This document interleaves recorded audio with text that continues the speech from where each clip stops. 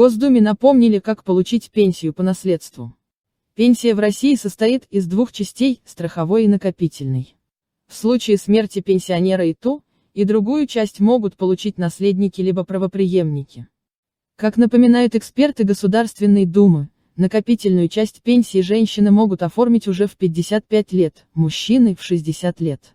Накопительная часть – это накопления, сформированные за счет страховых взносов работодателей, собственных взносов граждан и доходов от инвестирования этих средств.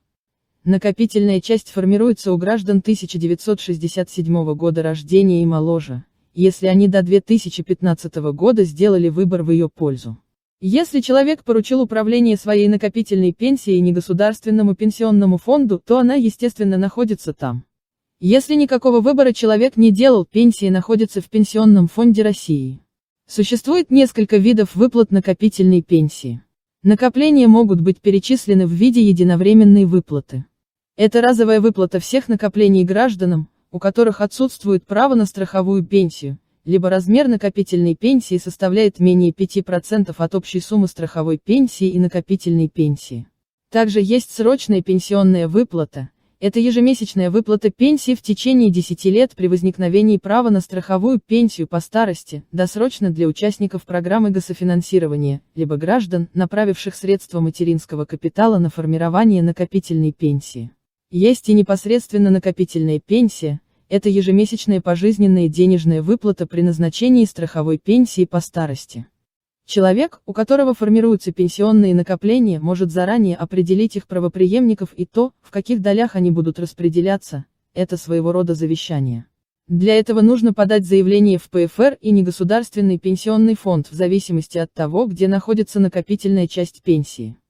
Если человек с правопреемниками не определился, то в случае его смерти на пенсионные накопления имеют право претендовать родственники. В первую очередь дети, супруг или супруга, родители-усыновители. Во вторую очередь братья, сестры, дедушки, бабушки и внуки. Выплачиваются пенсионные накопления родственникам одной очереди в равных долях.